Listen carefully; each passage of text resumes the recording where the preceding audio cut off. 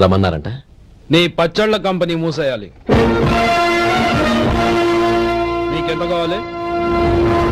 5 లక్షలు ఇస్తాను. చాలా? 5 లక్షలు కాదు, 50 లక్షలు ఇచ్చినా నా కంపెనీ మూయడం జరగదు. బాగా ఆలోచించుకొని చెప్పు. ఈ వ్యాపారంలో పుట్టి పెరిగినోడ్ని. నాతో పోటీ పడకు. నా చేతి కింద 6,000 మంది పనిచేస్తున్నారు. ఆంధ్ర మొత్తం నాకు బ్రాంచులు ఉన్నాయి. నేనే మార్కెటింగ్ చేయలేకపోతున్నాను. ఆఫ్టర్ ఆల్ ఒక కుటీర పరిశ్రమలా పెట్టుకొని నువ్వెలా మార్కెటింగ్ చేయగలవు? 6,000 మంది వర్కర్స్ ని పెట్టుకుని ఆంధ్ర మొత్తం బ్రాంచీలున్న మీరే నా కంపెనీ చూసి భయపడుతున్నారంటే నా సరుకులో నాణ్యత ఉందనేగా. ఆ నాణ్యత ఉన్నంత వరకు నాకెవరూ పోటీ కాదు. ఈ ప్రపంచంలో నేను ఎక్కడైనా మార్కెట్ చేయగలను. వస్తాను.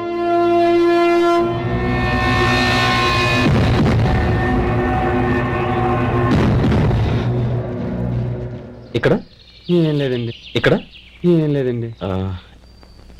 ఇప్పుడు ఊపిరి పీల్చి బిగబట్టు. నెమ్మదిగా వదిలు. ఓకే, లే. నెమ్మదిగా. ఇలా వచ్చి కూర్చో. ఏం లేదు, మామూలు కడుపు నొప్పే. ఈ టాబ్లెట్స్ 3 రోజులు వాడు. ఎలా వాడాలో ఇందులో రాశాను. Token number 29. టౌన్ డాక్టర్ భయపెట్టేశాడు, ఆపరేషన్ అది ఇదని. కానీ ఈ డాక్టర్ బాబు ఏమీ లేదని చెప్పాడు. అలాగా? ఈ బాబు 10 కాలాల పాటు చల్లగా ఉండాల.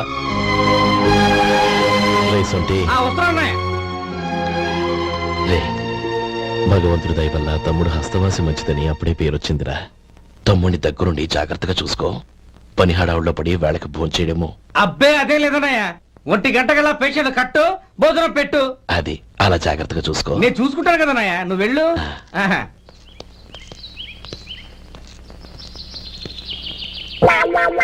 అయ్యో, ఏంటయ్యా ఉంటున్నా ఈ దెబ్బలు? ఏదైనా యాక్సిడెంటా? అదేం కాదండి. మరి గోరు కొరికినందుకు ఎలక్ట్రిక్ స్తంభాన్ని కట్టేసి ఇలా రక్తం వచ్చేలా కొట్టారండి. ఊరు కొరికినందుకు ఎలక్ట్రిక్ స్తంభాన్ని కట్టేసి ఇంతలా కొడతారా? వాళ్ళతో మనుషులా, రాక్షసులా? చాలా థ్యాంక్స్ అండి. కనీసం మీరైనా అర్థం చేసుకున్నారు. వాళ్ళు అర్థం చేసుకోలేదండి.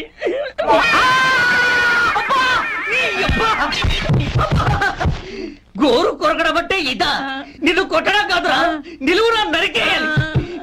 సెప్టిక్ అవుతుందో ఏమిటో. మన 2 ఊర్ల పొలిమేరలో ఉన్న ఈ మల్లికార్జున స్వామి వారి దేవాలయం జీర్ణదశలో ఉందన్న విషయం మీ అందరికీ తెలుసు. ఇన్నాళ్ళు మీ ఊరు వాళ్ళు పట్టించుకుంటారని మా ఊరి వాళ్ళు, మా ఊరి వాళ్ళు పట్టించుకుంటారని మీ ఊరి వాళ్ళు దీన్ని ఇలా వదిలేశారు. ఈ గుడి మీ ఊరికి ఎంత ముఖ్యమో మా ఊరికి అంతే ముఖ్యం. కాబట్టి మన ఇరు గ్రామ ప్రజలు కలిసి దాన్ని బాగు చేయించి కుంభాభిషేకం చేయించాలనే సదుద్దేశంతో ఒక కమిటీని ఏర్పాటు చేశాం. ఈ కమిటీలో 2 గ్రామాలకు సంబంధించిన ప్రముఖులు ఉన్నారు. కమిటీ ప్రెసిడెంట్ గా ఎవరిని ఎన్నుకోవాలనే విషయంలో శ్రీ గోపాలరావు గారి పేరు, శ్రీ లక్ష్మీపతి గారి పేరు పరిశీలనలోకి వచ్చాయి. అందువలన మేమందరం బాగా ఆలోచించి తర్జన భర్జనలు చేసిన మీదట శ్రీ గోపాలరావు గారే అన్ని విధాలా ప్రెసిడెంట్ పదవికి అర్హులని ఈ కమిటీ నిర్ణయించడం జరిగింది. అంచేత ఈ ఉభయ గ్రామ ప్రజలు శ్రీ గోపాలరావు గారికి ఉదారంగా విరాళాలు అందజేసి ఈ శుభకార్యాన్ని జయప్రదం చేయవలసిందిగా కోరుతున్నాం. ఏంటి ఇంకా రాలేదా? ఏంటయ్యా, టైం 10 అవుతోంది. బోర్డు మీద 10 గంటలని రాసింది. మీ డాక్టర్ ఇంకా రాలేదు. అసలు మీ డాక్టర్ కి టైం సెన్స్, పంక్చువాలిటీ ఏమైనా ఉన్నాయా? ఇంతకీ మీరెవరండి? నేను డాక్టర్ అమ్మని. ఓహో, మీరు డాక్టరేనా? డాక్టర్ అంటే డాక్టర్ని కాదయ్యా, డాక్టర్ని చేసుకోబోయేదానని అర్థం. అవును, నువ్వెవరు? నేను ఇక్కడ టోకన్ ఇస్తూ ఉంటానులేండి. తప్పుకోవయ్యా. అవును, నీ డాక్టర్ కి ఎవరో అన్నయ్య ఉన్నాడంట కదా, ఎలాంటోడు? ఎలాంటోడంటే అదేనయ్యా, చాలా కోపిస్తుంది విన్నాను. ఎందుకని అడుగుతున్నారు? ఎందుకంటా వెంటయ్యా, ఆ అన్నయ్య మాట వినగానే నీ డాక్టర్ గడగడ ఉణిగిపోతాడు. అసలు డాక్టర్ చదివే తమ్ముణ్ణి అలా భయపెట్టచ్చా? తప్పు కదా? తప్పేనండి. కాని కాని నాకు మీ డాక్టర్ కి పెళ్ళవని ఆ అన్నయ్య సంగతి అప్పుడు చెప్తాను.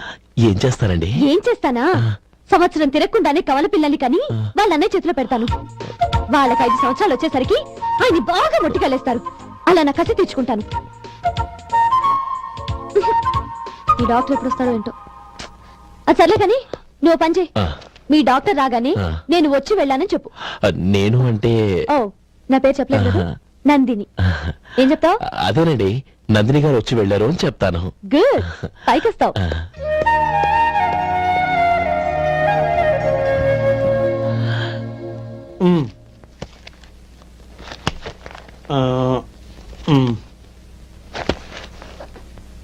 దీంతో మొత్తం 4,98,200 అయ్యాయి.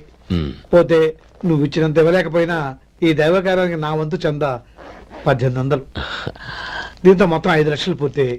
సరేరా, ఆ, నేను ఈ డబ్బు తీసుకుని పట్నం వెళ్ళి బ్యాంక్ లో వేసొస్తాను. అలాగే నేను నీతో వద్దాం అనుకున్నాను రా, అనుకోకుండా సాయంత్రం ఇన్స్పెక్షన్ వచ్చింది. పర్వాలేదులే, ఆ. వెళ్ళొస్తాను.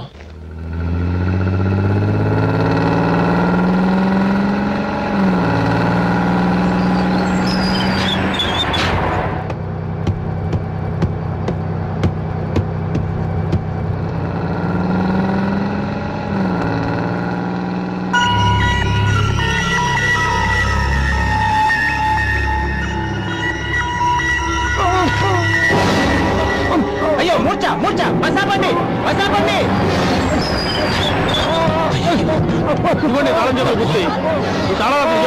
వీటి వల్ల ప్రయోజనం లేదు. నాలుగు ఖర్చుకోకుండా పళ్ళ మధ్య పెట్టడానికి గట్టిగా అది ఉంటాయి. ఇవ్వండి.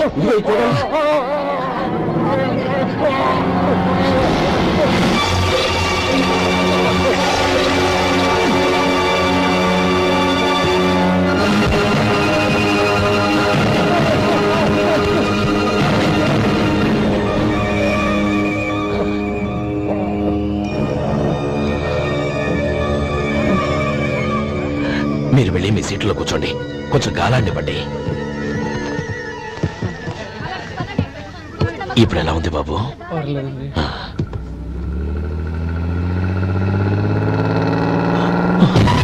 అయ్యో, నా బ్యాగ్ ఎవరైనా చూసారా? అందులో 5 లక్షలు ఉన్నాయి. నా బ్యాగ్. వెంటనే బస్ ఆపండి. ఎవరిని కింద దిగవద్దు. అందరినీ చెక్ చేయండి. నా అంచనా తప్పు కాలేదు. వాడి మంచితనమే వాడిని తప్పగొట్టి మన వాళ్ళని పంపించి గుడి తాలూకు డబ్బు కొట్టేశాడని పోలీస్ కంప్లైంట్ ఇవ్వండి. ఇప్పుడు ఆ స్టేషన్ ఎస్ఐ వాడి తమ్ముడే. వాడే వెళ్ళి వాడి అన్నయ్యని అరెస్ట్ చేసి వీధుల్లో నడిపించుకు తీసుకురావాలి. అది నేను కళ్ళారా చూడాలి, మనసారా సంతోషించాలి. అయ్యో గోపాలం గారు, గోపాలం గారు, మీరు దేవస్థానం సొమ్ము దొంగిలించారని ఎవరో పోలీస్ కంప్లైంట్ ఇచ్చారంట. మిమ్మల్ని అరెస్ట్ చేయడానికి మీ తమ్ముడు గారు వస్తున్నారు.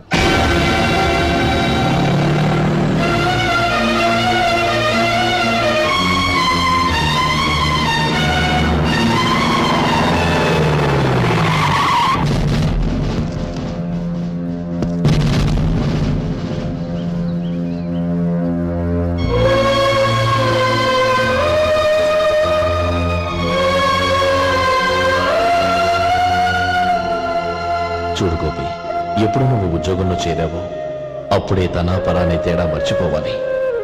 నేరం చేసిన వాడు నీ తమ్ముడైనా అన్నైనా సరే శిక్షించాల్సిన బాధ్యత నీది. అదే నువ్వు నీ ఉద్యోగానికి ఇచ్చే గౌరవం.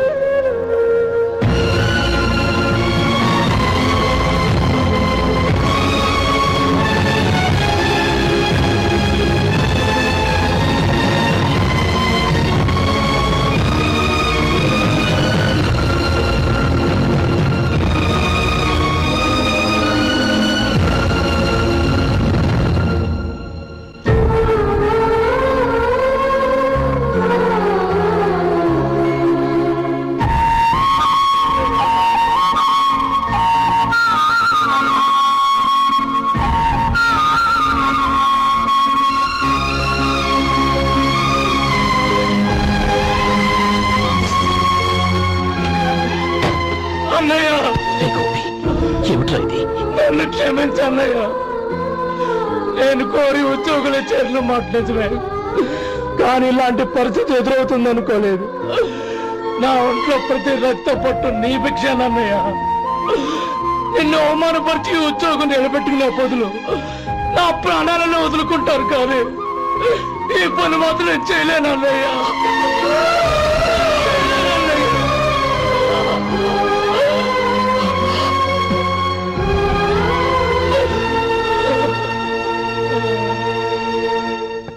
ఏరా, ఇన్నేళ్లు కష్టపడి సంపాదించిన ఉద్యోగానికి రాజీనామా చేస్తావా?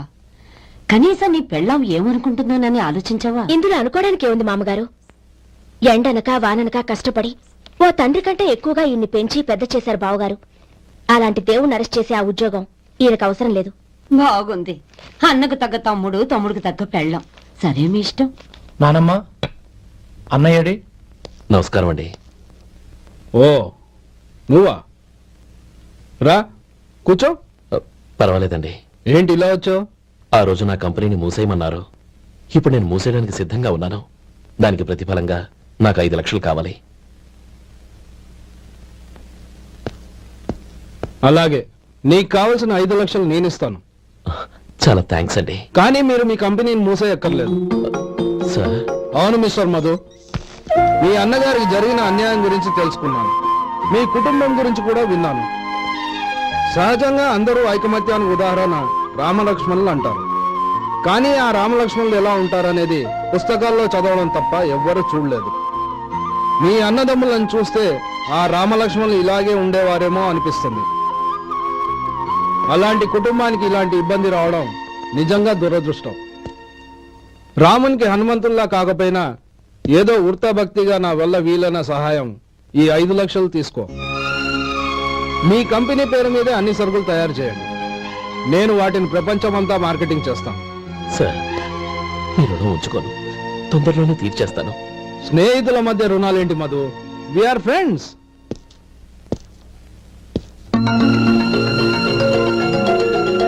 ఏంటో అక్కడ ఆగిపోయావు? రా.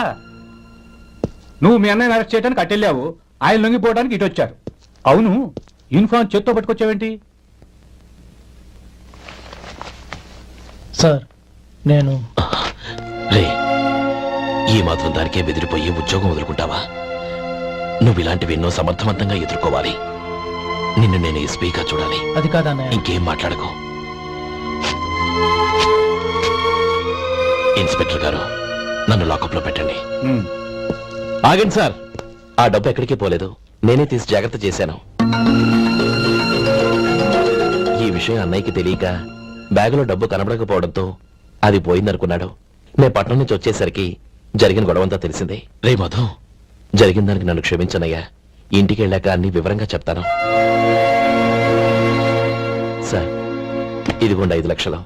ఇది కమిటీ వాళ్ళకి అప్పగించి ఈ కేసు కొట్టేయండి సార్. భలే వాడివయ్యా, తీసినప్పుడు ఒక మాట ఆయనతో చెప్పుండొచ్చుగా. అనవసరంగా పెద్ద స్టేషన్ వరకు రప్పించావు. Sorry sir. అన్నయ్య, మీరింటికి వెళ్ళండి. నేను లెక్క అప్ప చెప్పేసి వస్తాను. వస్తానండి. అలాగే. ఎలా దెబ్బ కొట్టాలన్నా కుదరటం లేదు.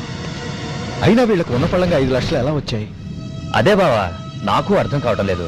నీకు అర్థమైతే ఆశ్చర్యపడాలి కానీ అర్థం కాకపోతే ఆశ్చర్యమేముంది? Useless fellow.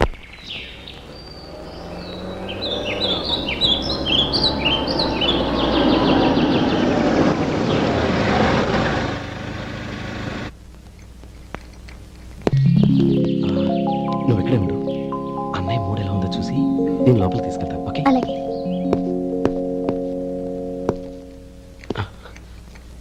అన్నయ్య, ఏంట్రా? నేను చాలా రోజుల నుంచి నీకు విషయం చెప్తున్నాను, గుర్తుందా? ఏ విషయం? అదే అన్నయ్య, నేను ఓ అమ్మాయిని ఓ అమ్మాయిని లవ్. ఓహో, లవ్ చేస్తున్నావా? ఆ విషయం నువ్వు నాకెప్పుడు చెప్పావురా? ఊళ్ళో అందరూ అనుకుంటుంటే నేను విన్నాను. సారీ అన్నయ్య, నీకు చాన్నాళ్ళుగా చెప్పాలనుకుంటున్నాను కదా, అందువల్ల చెప్పేశానేమో అనుకున్నాను. ఓహో, ఆ అమ్మాయి వచ్చింది అన్నయ్య, బయట నిలబడి ఉంది. బయట నిలబెట్టడం ఏమిట్రా? లోపలికి తీసుకురా. అలాగే అన్నయ్య. ఏయ్, అన్నయ్య మంచి మూడ్లో ఉన్నాడు, రా. కమ్.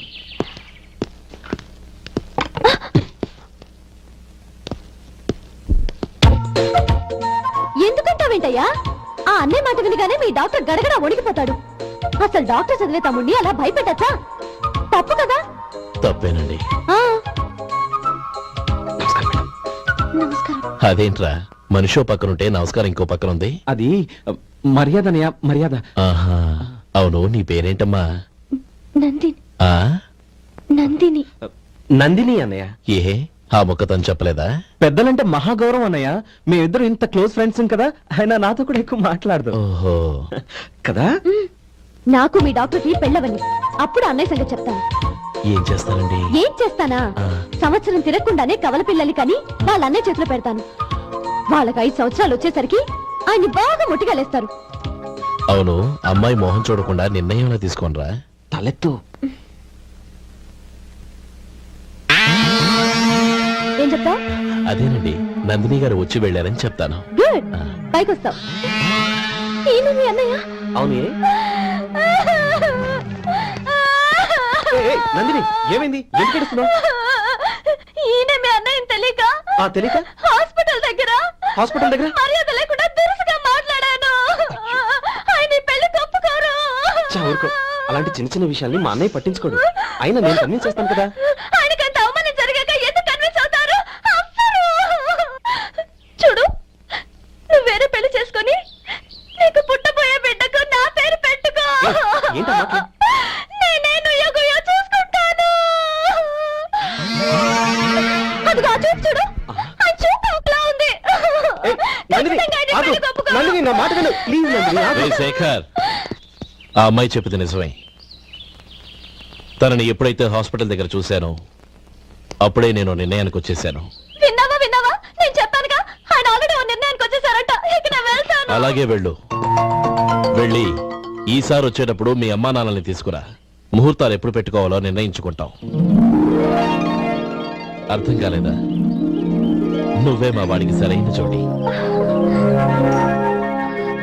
అదే నేను తీసుకున్న నిర్ణయం. థ్యాంక్ యూ బావగారు, నన్ను ఆశీర్వదించండి. లేమ్మా, శీఘ్రమేవ కళ్యాణ ప్రాప్తి రస్తు.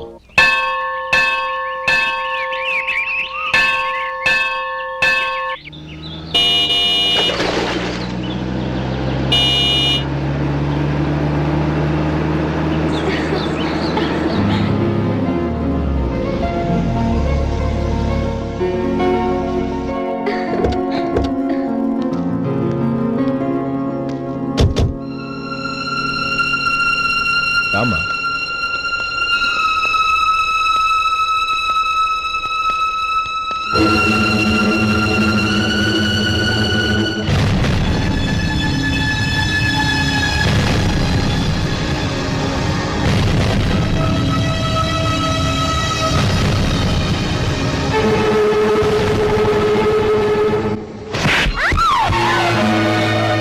నా పరువు తీసావు కదే. ఒక బెచ్చగాడిని నువ్వు కోరుకున్న వాడికి ఇచ్చి చేసేవాడిని. కానీ నువ్వు ఎవరిని ప్రేమించావో తెలుసా? ఎవడి నీడ సోకితే పంచమహాపాతకాలు అంటుకుంటాయనుకుంటున్నానో వాడి తమ్ముణ్ణి. ఆ రోజు ఆ గోపాలం గాడు నిశ్చితార్థం వరకు వచ్చి నా చెల్లెల్ని చేసుకోనని వెళ్ళిపోయాడు. ఆ ఆవేశంలో తొందరపడి ఓ పొరుగురు వాడికి నా చెల్లెల్ని ఇచ్చి పెళ్లి చేశాను. ఆ తర్వాత తెలిసింది వాడికి అంతకుముందే పెళ్లి అయిపోయిందని. వాడు పెళ్ళైన వాడైనా పర్వాలేదు, పరమ దుర్మార్గుడు. ఇంకొకరిని ప్రేమించిన దానివేగా అని దెప్పి పొడుస్తూ నా చెల్లెలికి మాటలతోనే నరకం చూపించాడు. అటు ప్రేమించిన వాడు దగా చేశాడు, ఇటు చేసుకున్నవాడు కిరాతకుడు. ఇలా చిత్రవద అనుభవించి నా చెల్లెలు ఒకరోజు స్టవ్ పేలిపోయి చనిపోయింది. దీనికంతటికి కారణం ఎవరు? వాడు అన్న. అటువంటి వాడింటికి కోడలుగా వెళ్తావా? ఒక్క మాట చెప్తున్నాను విను. నువ్వు జీవితాంతం పెళ్లి చేసుకోకుండా ఇంట్లో పడినా పర్వాలేదు, కానీ వాడి తమ్ముడితో మాత్రం నీ పెళ్లి జరగదు. రేయ్, పురోహితుని రమ్మని చెప్పు. వచ్చే ముహూర్తంలోనే నీకు నందినికి పెళ్లి.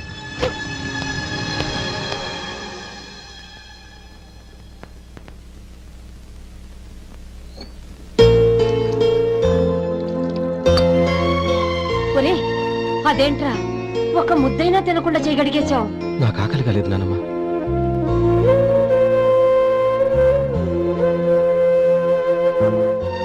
ఆ అమ్మాయి చాలా మంచిది, చదువుకున్న పిల్ల, మనందరికీ బాగా నచ్చింది.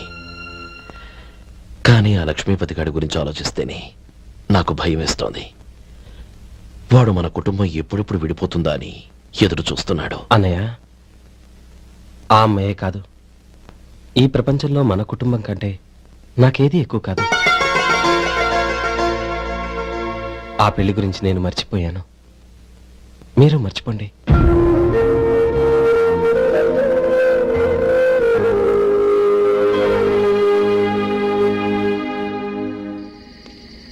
శేఖర్, నువ్వా? ఏంటి ఈ టైంలో వచ్చావు? నీతో ఓ విషయం మాట్లాడాలి. ఒకసారి బయటకు వస్తావా?